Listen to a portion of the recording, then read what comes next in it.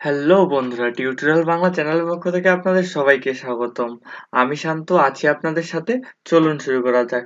আচ্ছা, আপনার সার্টিফিকেট, আপনার পাসপোর্ট, আপনার ভোটার আইডি, আপনার গুরুত্বপূর্ণ ফাইল 100% নিরাপদ রাখার জন্য আপনি কি কোনো স্পেসিফিক প্লেস খুঁজছেন? তাহলে এই ভিডিওটি আপনার জন্য। আজকে আমি আপনাদের শেখাবো যে কিভাবে গুগল ড্রাইভের সাহায্যে আপনি আপনার গুরুত্বপূর্ণ ডকুমেন্ট সারা জীবনের জন্য নিরাপদে রাখতে পারবেন। আর আপনি যদি একবার গুগল ড্রাইভে আপনার কোনো গুরুত্বপূর্ণ ফাইল রেখে দেন, সেটা আর হারানোর কোনো ভয় নেই বন্ধুরা। সেটা থাকবে 100% সেফ। সো বন্ধুরা, দেরি না করে চলুন দেখে আসি যে আমরা কিভাবে গুগল ড্রাইভে আমাদের যে কোনো গুরুত্বপূর্ণ ফাইল আপলোড করব। সেটা করার জন্য আমাদের প্রথমে একটি ব্রাউজার ওপেন করতে হবে। তারপর আমি আমার জিমেল অ্যাকাউন্টে প্রবেশ করব। এখন আপনারা আমাকে প্রশ্ন করতে পারেন যে এখানে জিমেল অ্যাকাউন্ট আসতেছে কোথা থেকে। বন্ধুরা, আপনাদের জেনে নেওয়া উচিত যে জিমেল অ্যাকাউন্ট হচ্ছে হচ্ছে জিমেল অ্যাকাউন্টের একটি শাখা হচ্ছে গুগল ড্রাইভ। আর আপনি যদি গুগল ড্রাইভে কিছু রাখতে চান, তাহলে অবশ্যই আপনার একটি গুগল অ্যাকাউন্ট বা জিমেল অ্যাকাউন্ট লাগবে। আর আপনার যদি এই মুহূর্তে জিমেল অ্যাকাউন্ট না থেকে থাকে, তাহলে আমি আমার গত ভিডিওতে দেখিয়েছিলাম যে জিমেল অ্যাকাউন্ট কিভাবে তৈরি করতে হয়। আপনি চাইলে সেই ভিডিওটি দেখে আসতে পারেন। আর সেই ভিডিওটির লিংক আমি আমার ডিসক্রিপশন বক্সে দিয়ে দিয়েছি।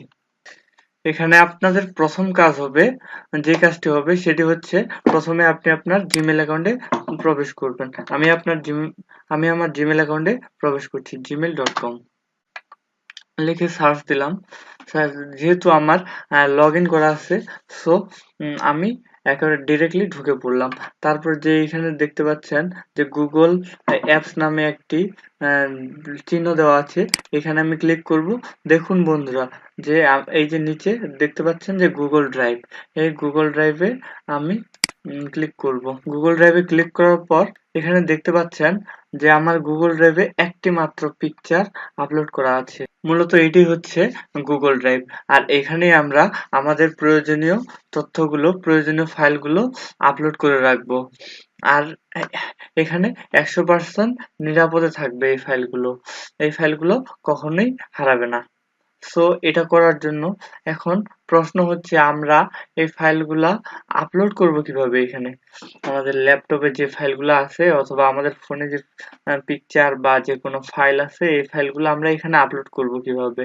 তো সেটা করার জন্য আমরা সহজভাবে এই যে নিউ আছে, নিউ অপশনে যাব।